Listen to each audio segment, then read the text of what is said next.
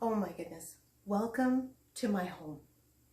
I realize that this is not what we had planned for this evening. I know that originally we had meant to be up on the ridge together, to have an amazing time, a weekend doing crafts and sharing laughter and loving one another. And it just didn't work out, did it? But, we're going to make the best of it. We already are, aren't we? I mean, we have happy hours on Zoom.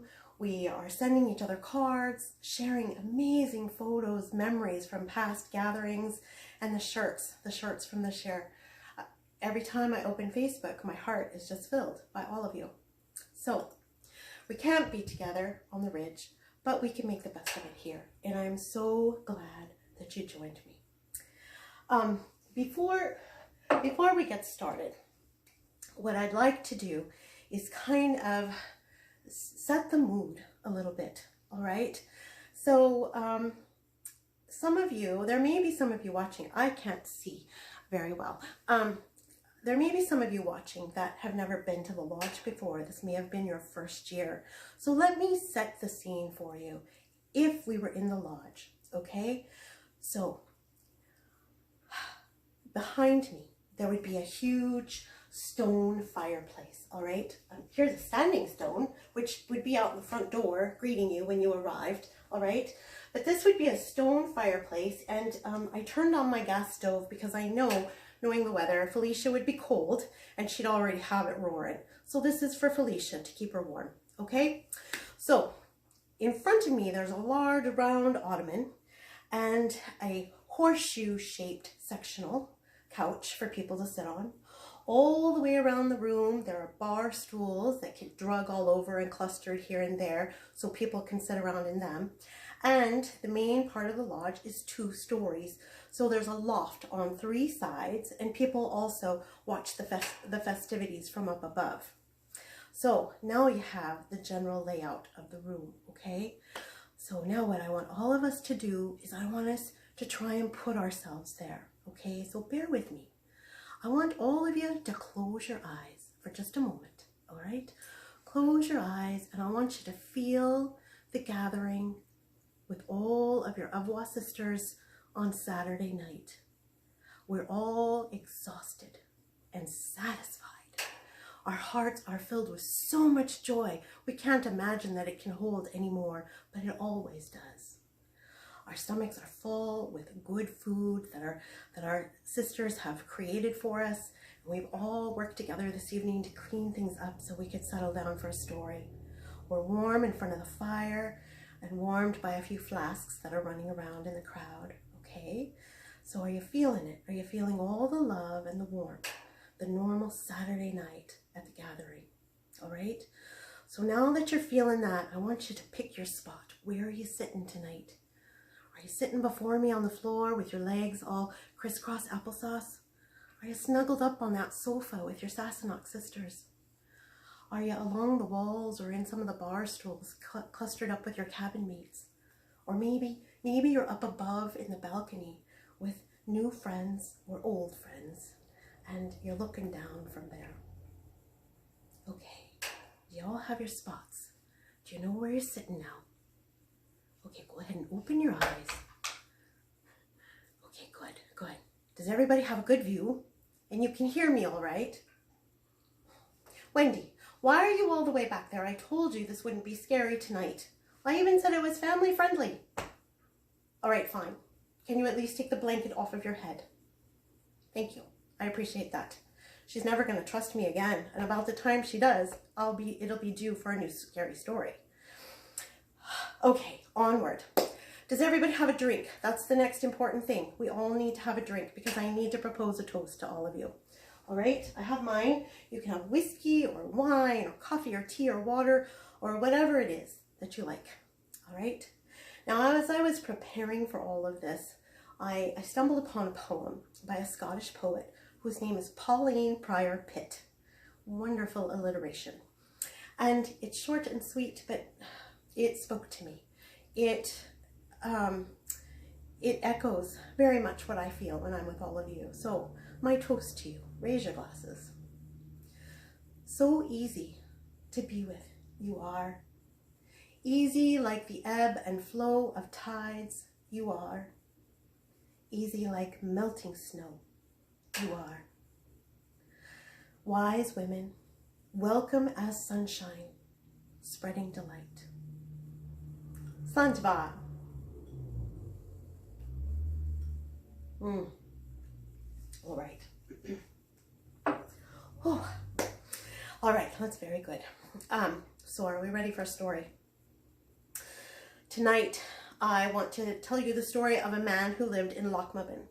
Now, Lochmaben is in the borderland area, still very much Scotland, but close enough to England where there is some interaction periodically. Now, this man who lived in Lochmaben was a harper by trade, which meant he played music for people all over the place, and he was quite good at it. He was also very old and had a bit of a simple air about him, and some people thought that that meant that he wasn't very smart, and they made fun of him. They oftentimes called him the silly Lochmaben harper. Now, although he was quite old and seemed a bit simple, I'm watching my cat, sorry. He was a bit simple. He was also very well known in the countryside. And he oftentimes traveled clear down to England and played at every house that he passed, sharing his music with them and the joy that music can bring. All right. So, and when he did these journeys on the way home, he would come through the village before going to his cottage and stop at the pub to visit with his neighbors, just for a wee dram, and they loved hearing the tales that he brought back. So, on a recent trip, he did exactly that. He came home, he came to the pub, walked in, walked up to the bar, got himself a little bit of whiskey, and sat down at a corner table. All of the neighbors gathered round and said, "Well, Harper, what tales have you for us today? We want to hear all about the English." And so, he usually just told stories about what had happened in the homes that he had played at. But this time, he actually ran into none other than the King of England.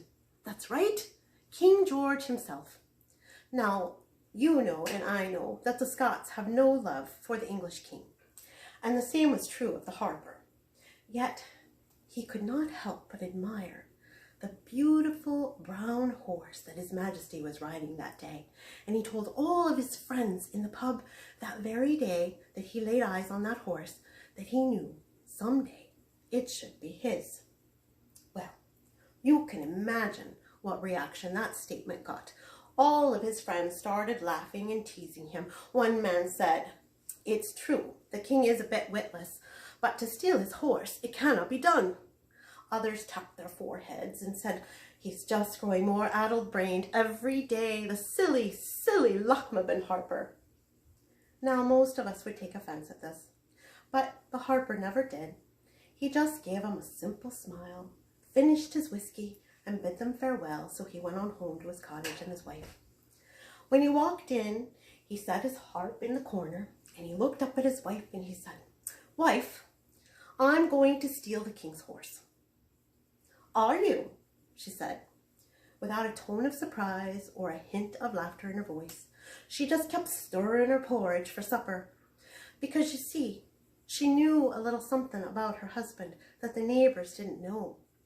He did seem a bit simple, it was true, but he was actually quite clever, and when her husband said a thing, he usually managed to do it.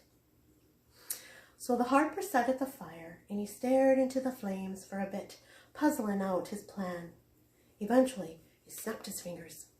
"I'll need a foal. If I can get a foal, I can get that horse." "A foal, you say? Well, if that's all you'll be needing, the horse is as good as yours. Are you forgetting the old grey mare you left behind on the last trip you took? While you were away, she gave birth to a fine grey foal." The harper looked at his wife. His eyes were sparkling because things were starting to come together. "A foal, you say? Is she fond of her?" His wife poured the porridge into both bowls and said, "Fond of her? I warrant bars and bolts couldn't keep her away from that wee thing. Ride ye off on the grey mare tomorrow. I'll keep the foal locked up in the stable, and I promise you this, she will bring home the king's horse straight as a die without any aid. She handed him his porridge. He beamed up at her. You're such a clever woman, Janet. You think of everything. She sat down at the fire herself, chuckling a little bit, partly because of the praise her husband had just given her, and partly because of how simple the neighbors were, and they called him the Simple Harper. Now, the very next morning, the Harper went out into the stable, and he lifted the halter from the wall and stuck it in his stocking for hiding. He then led the mare out of the stable, and she whinnied and neighed in distress because she didn't want to leave her wee babe. But he insisted, and he managed to get her out. Getting on her to ride her was a whole other story, for she continued to whinny, and she reared back and sidled and backed away. It created quite a ruckus, and it gathered quite a crowd. Someone hollered, "Come look, everyone! The silly old Harper's off to steal the king's horse." Again, the Harper paid no mind to the people around him. He gave them a simple smile once he got on the horse, gave them a wave goodbye, and headed on down Carlisle Road off to England. He rode on, and he played his harp the whole time until he arrived at the castle where the king happened to be staying. And, as luck would have it, who should be at the gate when he arrived? None other than King George himself. Now, the king recognized the Harper from the week before when they ran into each other on the road, and he was a lover of music. So he ordered that Harper right down off of his horse. "I insist you come into my court and play for my nobles," he said. Well, the Harper jumped off of his horse with joy as if to make haste, and then he hesitated a moment. "Nay, if it pleases your majesty," he said very humbly. "My old nag, she's footsore and weary. Mayhaps there's a place in your stable where she could hold up for the night and get a bit of rest." Well, the king also loved horses as much as he loved music, and he admired the Harper's love and care for his own old beast. He called for a stableman. "Come, sir, come and take this man's horse into the stable. Bed it down next to my own brown. Make sure she has plenty of fresh oats and a comfortable bed of hay." So the grey mare was whisked off into the stable, and the king whisked the smiling Harper into the castle where the nobles were waiting. Now, I'm sure I don't have to tell you that the Harper played his very best that night. He struck up such a merry tune. Within moments, everybody was up, dancing around. The music filled the castle, and it called all the servants away from their jobs, and they hid behind doorways so they could watch the festivities and listen to the songs. The cooks left their pots and pans. The chambermaids left their dusters. The butlers left the pantries. And, best of all, the stableman left the stable without remembering to lock the door. Now, the Harper was greatly encouraged by the gathering crowd, and he played his heart out jig after jig, and he watched as people were clapping their hands and tapping their toes and spinning each other in circles, and he laughed and whooped right along with them, and they sang into the wee hours of the night. Well, eventually, they all started to grow weary, and this is exactly what the Harper was waiting for. As soon as he noticed them slowing down, he changed his song. He started playing the softest, quietest, beautiful melody that he ever played before, and it worked like a charm. All the nobles began looking for places to bed down.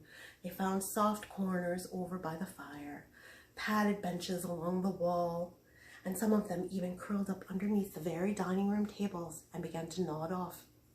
The Harper played a bit longer, making sure that everybody had fallen asleep, and when he was certain, he quietly set the harp down. He slipped his shoes off, and he tiptoed down the broad staircase to the courtyard.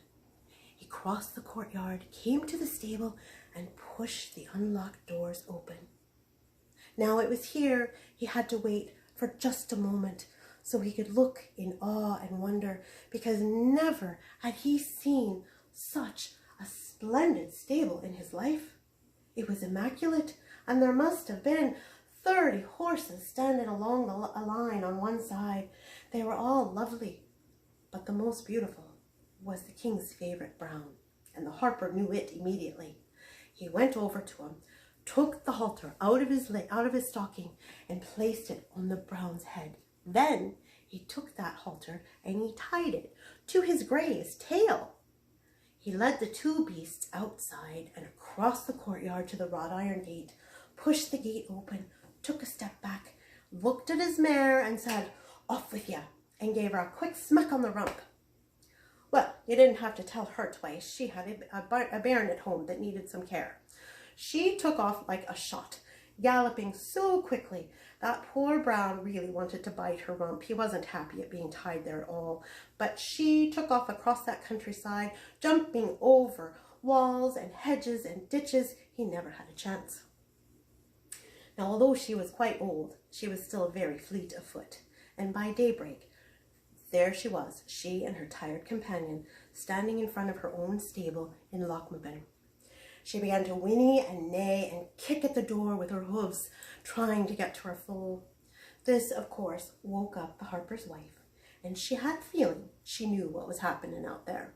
She dressed herself quickly, and in the meantime, all the racket outside woke up the neighbors, and they began looking out their windows to see what was amiss.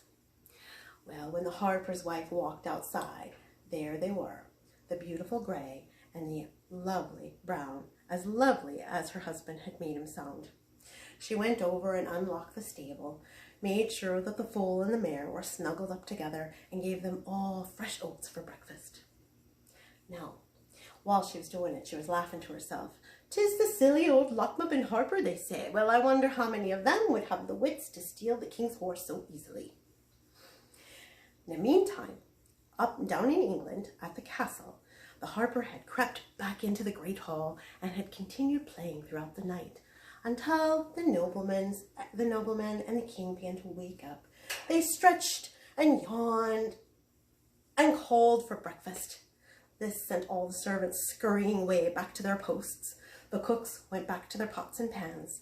The chambermaids went back to their dusters. The butlers went back to the pantries, and the stablemen, they went back to the stable. But within moments, they returned, and they were pale and shaken in their boots because someone had forgotten to lock the stable door, and the king's brown horse had been stolen, as well as the grey mare that belonged to the harper. They didn't dare tell the king. They knew he'd be furious. But eventually, they had to. The head stableman told the master of the horse. The master of the horse went upstairs and told the Lord Chamberlain. Well, and as royalty goes, the Lord Chamberlain always gets the bad news to break. So he told the king, and just as they thought, the king was furious. He threatened to dismiss all of the grooms that very moment, and he would have done so too, if it weren't for the cunning harper, who at that very moment threw his harp down on the floor, and he looked up and said, "I'm ruined! I am ruined!" He looked at the king and he told him, "My mare, she gave birth to a fine foal before I left to come here, but we lost her and we meant to sell her for rent. Now I don't even have my mare. How do I travel around and earn my daily bread? I can't do it." Well, the king felt very sorry for the old man, and he truly believed every word that the harper was saying. He clapped him on the back and said, There, don't you worry. I want you to stay here and play some more music today, and we'll get this sorted out, I promise." Well, the harper was appropriately sorrowful on the outside as he continued to play throughout the day, but inside he was rejoicing because he knew he had succeeded in every bit of his plan. So on the morrow, even though the king wanted him to stay for a few more days to play music, the harper insisted that he must get back home. So the king ordered the treasurer to pay the harper the worth of his mare ×3 in solid gold. He also had the treasurer pay him for the foal that the harper had said he'd lost. Because, he said, "Were it not for my servants, you wouldn't have lost the mare, and it's a shame that such a marvelous musician is unable to pay his rent."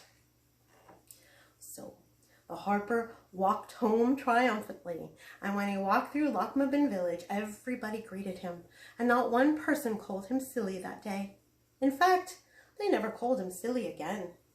He went to the stable and he chucked on the foal and the grey and his brand new, beautiful brown horse. He walked into the cottage where his wife had hot porridge waiting for supper. They sat before the fire together and laughed as he shared the tale. As for the king, well, he was a bit witless. Some might even call him silly, because he kept asking the harper to come down and play, and never once did he figure out how the harper had tricked him. The end. So, I hope you enjoyed the story. I am so grateful that you are all here this evening. I'm grateful that you're in my life. I cannot wait until next year when we get to hug each other. And until then, I want everybody to stay well, be safe, and know that my Avois sisters are my closest family. And I think Doug's in there too. So my Avois brothers as well. I love you all. Thank you so much for another evening with the Bard. Next year, we're going to do it in style at the lodge. I gotta shut this thing off. It's really hot, Felicia. Good night, my friends. I love you.